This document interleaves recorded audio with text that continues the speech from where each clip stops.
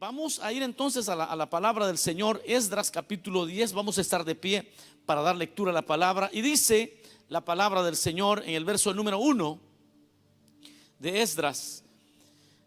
Dice: mientras oraba Esdras y hacía confesión, llorando y postrándose delante de la casa de Dios, se juntó a él una muy grande multitud de Israel, hombres, mujeres y niños, y lloraba el pueblo amargamente. Entonces respondió Secanías, hijo de Jahiel, de los hijos de Elam, y dijo a Esdras: nosotros hemos pecado contra nuestro Dios, pues tomamos mujeres extranjeras de los pueblos de la tierra. Mas a pesar de esto, aún hay esperanza para Israel. Ahora pues hagamos pacto con nuestro Dios, que despediremos a todas las mujeres y los nacidos de ellas, según el consejo de mi Señor y de los que temen el mandamiento de nuestro Dios, y hágase conforme a la ley. Levántate, porque esta es tu obligación, y nosotros estaremos contigo. Esfuérzate y pon mano a la obra. El verso 5 dice: entonces se levantó Esdras y juramentó a los príncipes de los sacerdotes y de los levitas, y a todo Israel, que harían conforme a esto, y ellos juraron. Amén. Ahí dejamos la lectura. Tengan la bondad de sentarse. Y el tema de este día lo he titulado el mensaje de Secanías. El mensaje de Secanías. Bueno, mis amados hermanos, quiero iniciar este tema diciendo que el arrepentimiento siempre traerá esperanza a la vida del ser humano.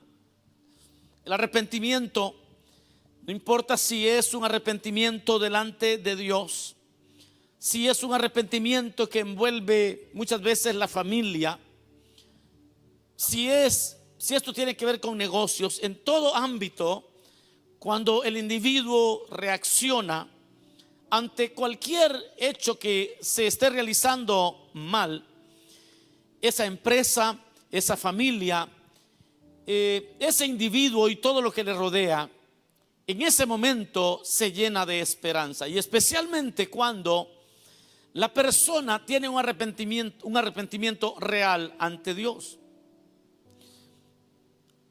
Otro elemento que hoy queremos ver a través de las escrituras es que el arrepentimiento sin acción realmente viene a ser solo remordimiento. Hay un elemento importante que considerar este día, y es que el arrepentimiento sin accionar viene a ser únicamente remordimiento.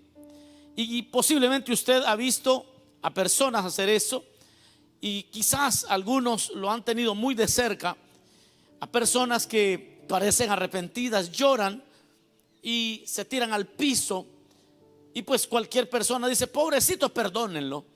Pero que realmente son personas que están teniendo solo un colapso emocional y que tuvieron un remordimiento, pero una vez pasado el episodio, pues vuelven a vivir la vida como siempre la han vivido. Y el otro punto que hoy quisiera, hermanos, que consideráramos es que nadie, realmente nadie, se aleja tanto de Dios como para no tener esperanza. Y esto es uno de los mensajes más poderosos que el evangelio tiene, porque el ser humano, cuando se equivoca a lo grande, puede llegar a pensar que no existe más esperanza. He conocido de personas que han llegado hasta el suicidio porque ellos pensaban que no había retroceso, y ciertamente pudiera ser que no haya retroceso, pero esperanza sí hay.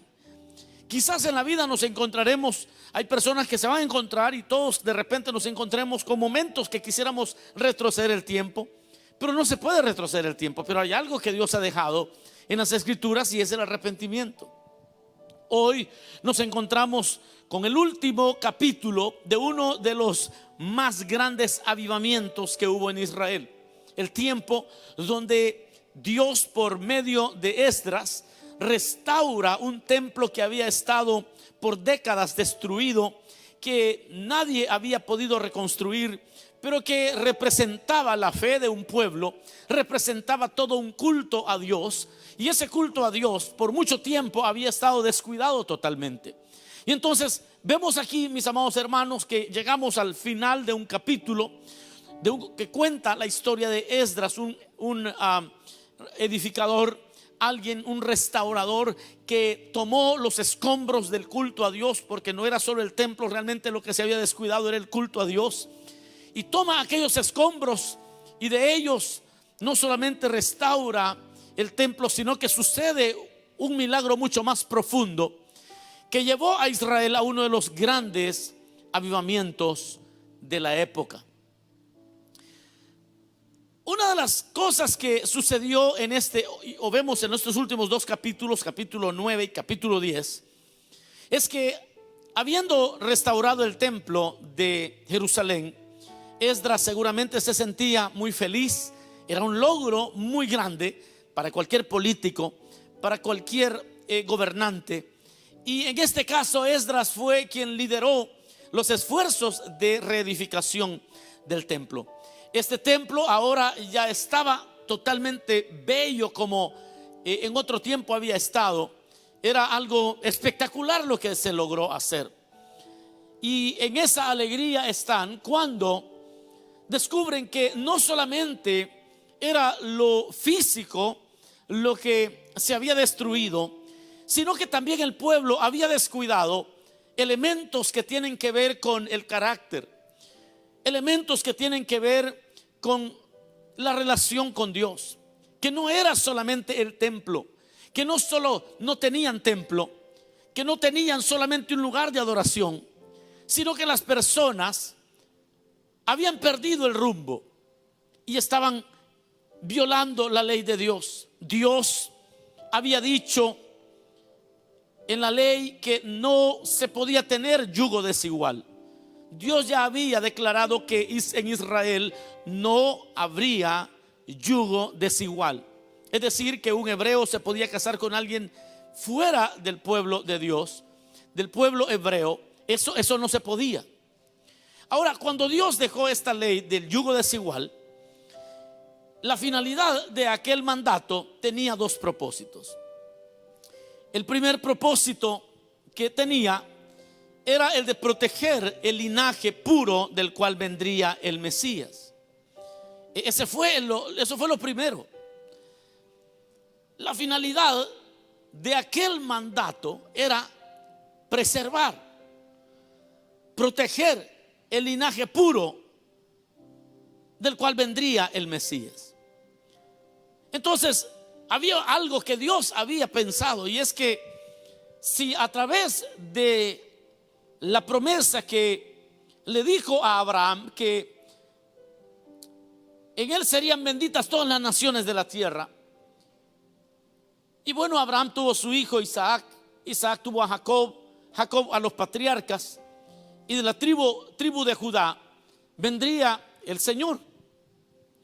Eso, si en el paso del tiempo los hebreos se mezclaban con pueblos paganos, se veía en peligro de que el Señor pudiera nacer con la pureza de la sangre como Dios lo había establecido. Así que ese era como el punto principal, pero tenía un segundo propósito. Y era esto del yugo desigual, tiene un segundo propósito, que es el preservar la fe de Israel. Así que el primer propósito, decíamos que era preservar el linaje, la línea genealógica, la sangre, la pureza de la genealogía del Cordero de Dios. Y dos, era preservar la fe de Israel. El pueblo de Dios había llegado a la conclusión en este capítulo de Esdras. Ellos descubren algo. Ellos descubren que están violando la ley de Dios en cuanto al yugo desigual. Y al violar esa ley, ahora tienen templo, ahora tienen edificio para congregarse, tienen un lugar muy bonito, pero descubren que no solo era una cuestión de lo estético o de lo material, había algo en lo inmaterial. Ellos habían totalmente descuidado su relación con Dios, habían violado la ley de Dios. Ellos habían tomado mujeres extranjeras, como lo leímos, y ellos reaccionan y se dan cuenta que ningún logro que ellos llegasen a tener iba a ser completamente valioso si ellos no destruían altares, si ellos no destruían el pecado. Realmente ningún logro iba a ser un verdadero logro. Esto es muy parecido con lo que el Señor nos hablaba la vez pasada. Boquim nos hablaba acerca de personas que logran los sueños, logran la casa de sus sueños, logran un matrimonio, logran cosas que quieren en la vida, pero porque nunca derribaron altares al pecado, esos logros terminan siendo agrios, amargos, terminan siendo logros dañados por el pecado. Entonces esto Israel lo logra entender. El pueblo de Dios había llegado a la conclusión que ningún logro sin destruir los altares al pecado es un verdadero logro. Y entonces ellos empezaron a llorar porque habían logrado el templo, pero su templo, su vida, realmente era una vida de desobediencia a Dios. Estaban felices por haber terminado la reconstrucción del templo, pero había internamente desorden. Habían terminado el tiempo de reconstrucción, tenían hoy un edificio espectacular, pero había desorden en sus vidas. Y el desorden es que tenían yugo desigual. Y ahí es donde aparece este hombre llamado Secanías. Mientras Esdras está orando, porque dice el verso 1 que mientras oraba Esdras y hacía confesión llorando y postrándose delante de la casa de Dios, se juntó a él una grande multitud de Israel, hombres, mujeres y niños, y lloraba el pueblo amargamente. Boquim, estaban llorando amargamente porque tenían templo, pero había un problema en ellos. Había algo que se tenía que destruir si es que querían disfrutar las promesas de Dios. Y ahí vemos, hermanos, una de las cosas interesantes de este tema, y es que mientras oraba Esdras sucedió un milagro. Y el milagro fue que no solamente Esdras entendió que habían fallado, sino que cuando Esdras hacía confesión, dice el verso 1, llorando y postrándose delante de la casa de Dios, se juntó a él, dígalo conmigo, se juntó a él una grande multitud. Y esto es importante porque nuestra propia confesión trae bendición para otros. No sé si me escuchó. Nuestra propia confesión trae bendición para otros. Esdras comenzó a postrarse, a confesar sus faltas, comenzó a rendir todo al Señor. Y entonces se le unió una gran multitud, hombres, mujeres, niños. Hay una transformación que Dios quiere traer a las familias, pero está esperando que tú como líder de familia puedas postrarte delante de Dios y confesar tus faltas. Muchas veces los líderes, los padres de los líderes en la familia, sea el papá, sea la mamá, muchas veces exigimos de los hijos, pero nuestros hijos nunca nos ven realmente queriendo honrar a Dios de verdad. Nunca nos ven realmente dedicados a honrar al Señor. Aquí se le unieron a Esdras hombres, mujeres y niños, todos llorando amargamente. Y ahí aparece, mis amados hermanos, mi tema de este día, el mensaje de Secanías. El mensaje de Secanías es un mensaje potente en este tiempo también, porque Secanías conocía algo que todos necesitamos conocer también. En el verso 2 dice: entonces respondió, cuando vio el llanto del pueblo, hombres, mujeres, niños, todos postrados.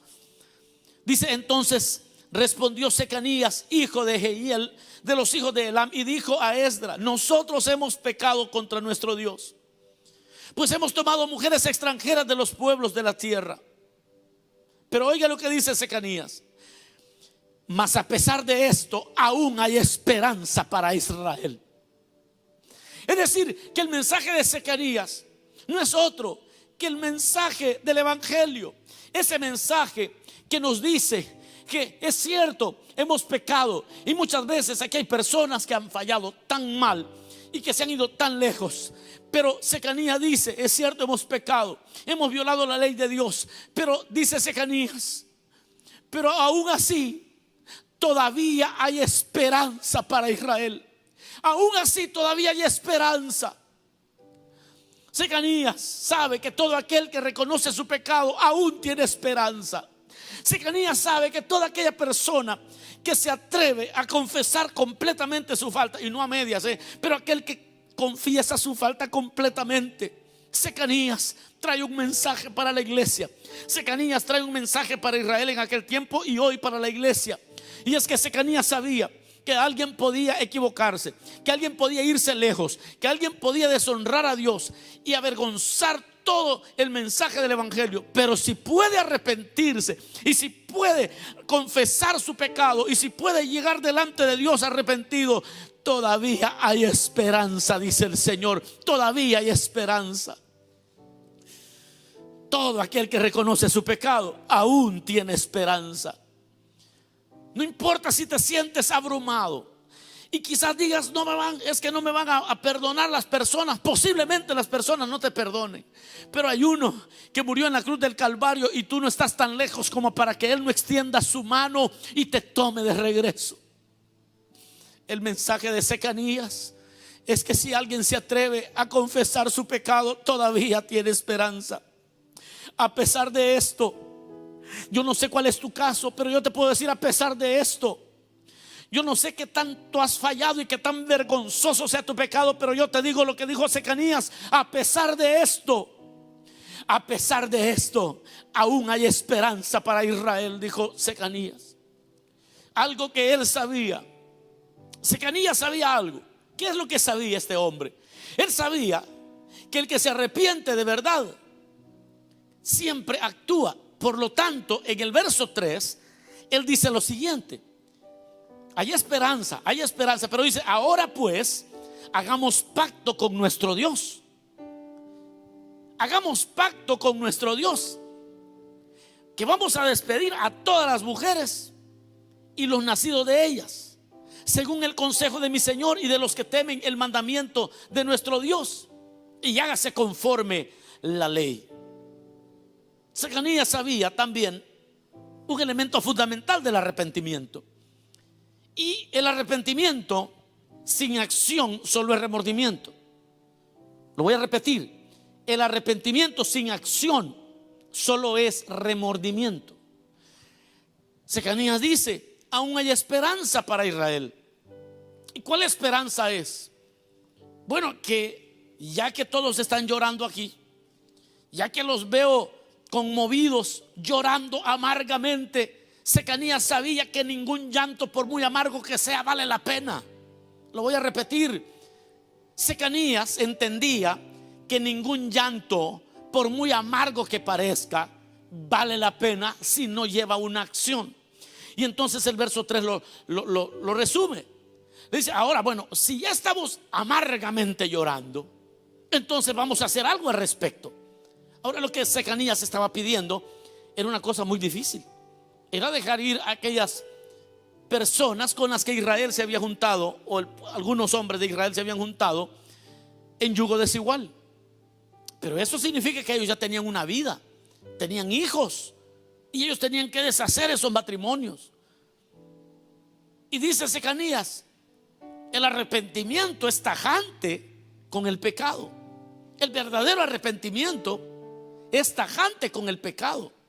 No solamente tiene que ser que una persona diga: es que yo me arrepiento, mire cómo lloro. Mire, yo en estos años de ministerio, yo he visto de casos a casos usted.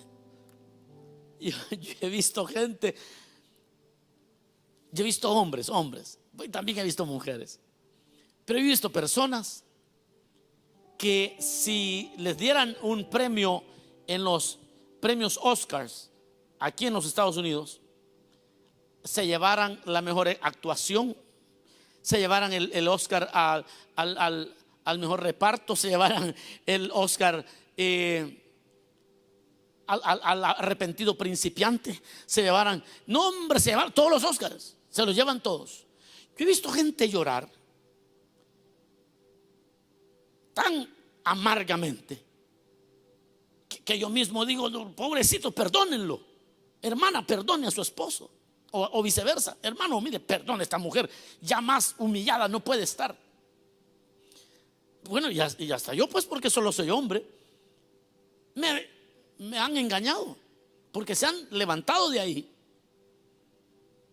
y se han ido a continuar viviendo la misma vida. Alguien me contaba una historia de un personaje que llegó a una reunión donde habían solo pastores. Se presentó ante los pastores y empezó a pedir perdón. Y todos lloraron y felices, contentos porque aquel hombre a quien ellos amaban mucho estaba arrepintiéndose. No, hombre, pero es que se emocionaron, se llenaron de falsas esperanzas. Y entonces él temprano en la mañana, porque estaban en un retiro, él se fue a hacer un mandado.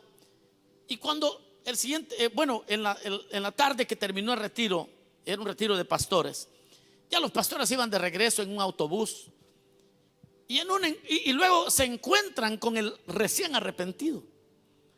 Pero el recién arrepentido, por cosas del destino, el autobús que iba y el ex arrepentido venía y se toparon y se detuvo el tráfico en un lugar donde no podían moverse y quedaron justo lado a lado. Y entonces los hermanos también contentos. Mire, aquí viene fulano. No le voy a decir el nombre. Aquí viene fulano. El asunto es que se agacharon tantito más y vieron que llevaba no a la esposa, a otra mujer. ¿Qué le estoy diciendo? Que Secanías sabía que ningún llanto amargo vale. A esos que lloran amargamente, lo único que les cuenta, de acuerdo al mensaje de Secanías, es que el que se arrepiente de verdad actúa. Y entonces Secanías dice, bueno, entonces hagamos algo. Saquemos de estas mujeres a estos hijos porque hemos violado la ley de Dios, y que se haga conforme a la ley. Y todavía le dice a Esdras, levántate, porque esta es tu obligación y nosotros estaremos contigo. Esfuérzate y pon mano a la obra. Hagamos algo al respecto. Hagamos algo al respecto.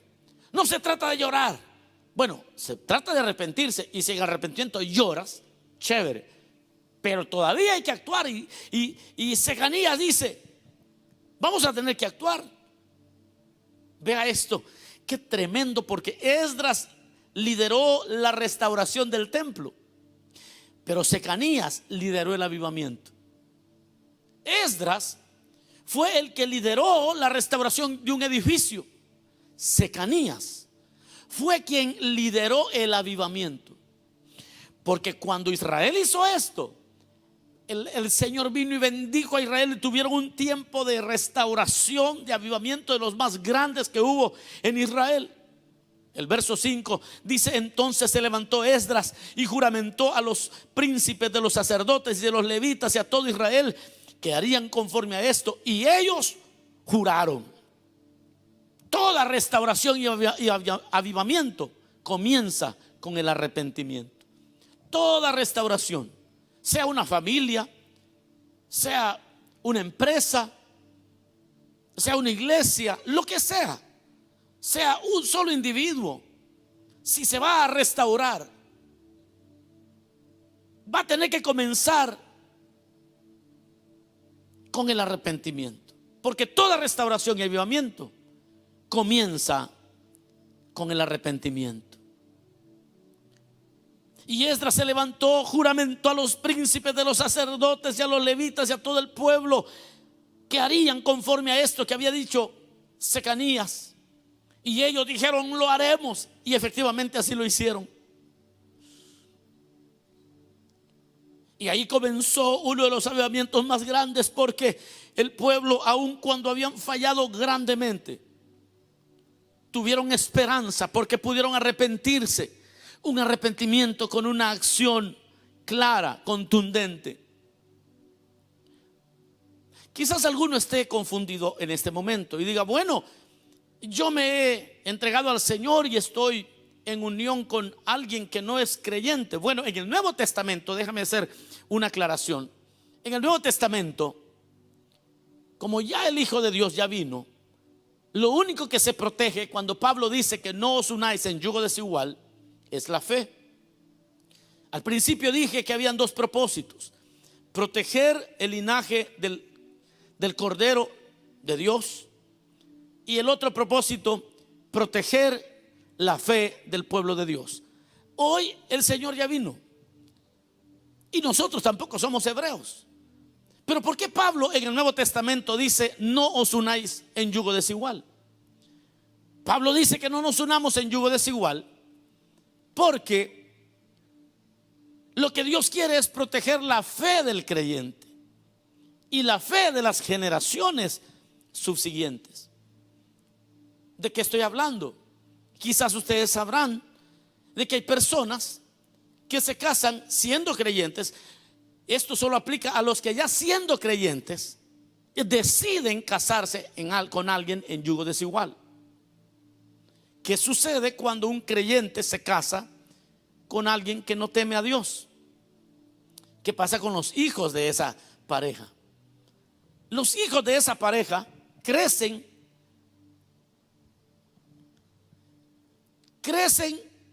conociendo la Biblia, conociendo la música cristiana, pero también crecen bailando la quebradita. Crecen diciendo gloria a Dios, pero también se les salen unas palabrotas así, obscenidades. Son esa generación que parecen monstruos, porque cuando usted habla con ellos, le hablan aleluya, gloria a Dios, qué tremendo, qué poderoso mensaje, y ellos parecen creyentes, pero en su andar diario son unos monstruos bien hechos. Estas personas confunden, estas personas destruyen mucho, porque nunca llegan a hacer nada. Son los resultados de esa unión entre los hijos de Dios y los hijos de las tinieblas. Esa mezcla genera monstruos que no los puede evangelizar usted, porque ellos dicen que son hijos de la diaconisa o del diácono. No les puede hablar de la palabra porque ellos se la saben de memoria, pero son los mismos hijos del diablo, más del diablo que de Dios. Usted no les puede hablar acerca de la vida eterna porque ellos saben todo de memoria, se saben San Mateo. Los evangelios se los saben de memoria, pero sus vidas son un desastre. Y esos son los que llegan y se enamoran de tu hija, que tú has cuidado toda la vida, y ellos llegan como ángeles de luz, pero realmente son el anticristo. No es nada comparado a estos diablos y a estas diablas, porque en su casa vivieron este fenómeno. El papá ponía, voy a hablar de mi época, ponía los voceros de Cristo y la mamá ponía la Sonora Dinamita, o viceversa.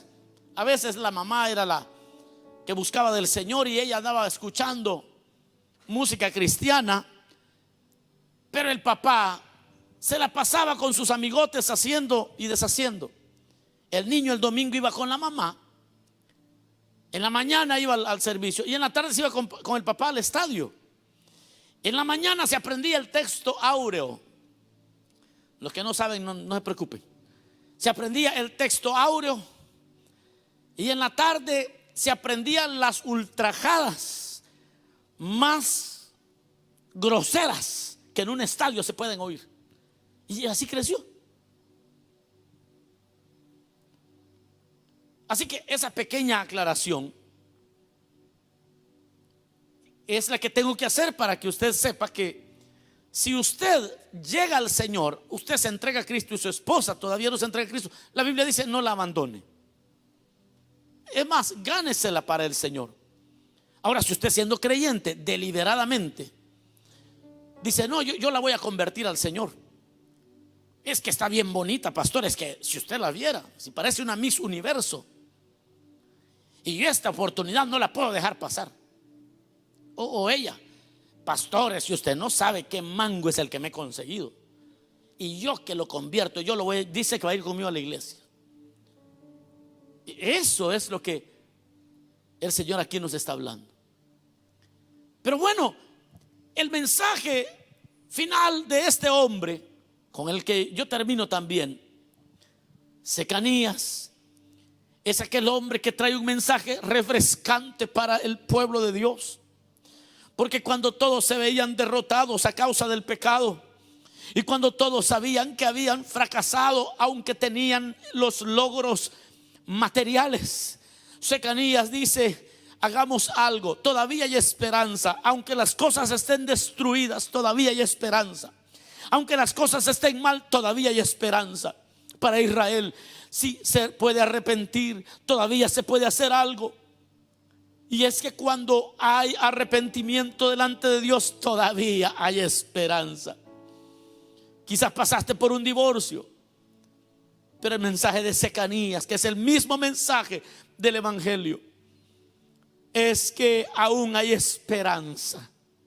Quizás has fallado demasiadas veces, pero el Señor te dice: todavía hay esperanza para Israel y para aquellos que se arrepienten. Posiblemente nadie te cree más. Quizás nadie cree, pues prometías y no cumplías.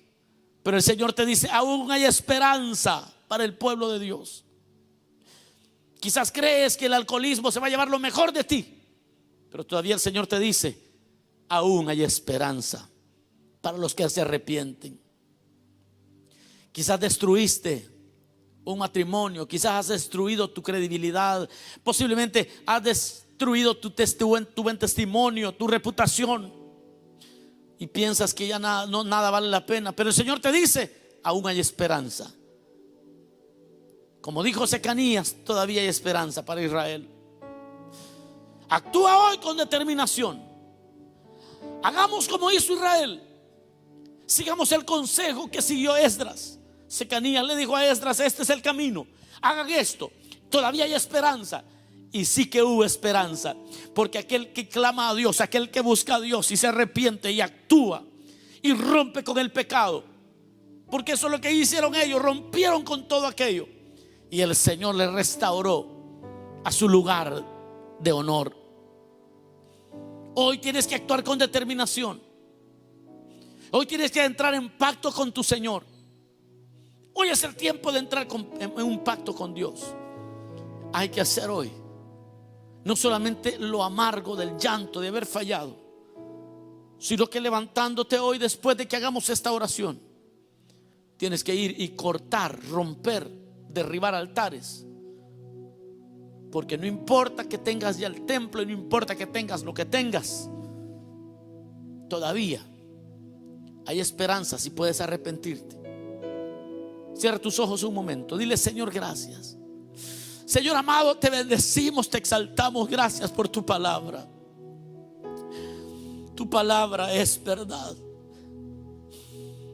porque esta gente pudieron arrepentirse, hicieron juramento, no solo lloraron amargamente, pero actuaron. Porque Secanías les dijo: todavía hay esperanza. Ten misericordia hoy, Señor, de aquellos que están haciendo esta oración. Si tú quieres hoy reconciliarte, te quieres entregar a Cristo, dile al Señor: Señor. Y quizás hoy estás llorando amargamente porque sabes que te has equivocado. Hoy puedes decirle: Señor, yo me arrepiento, y levantándome de aquí voy a cortar con toda cadena de pecado. Se rompe en el nombre de Jesús. Sana, Señor. Sánanos, oh Dios. Ten misericordia de nosotros. Aquellos que se vuelven a ti, perdónales ahora mismo, en el nombre de Jesús. Amén.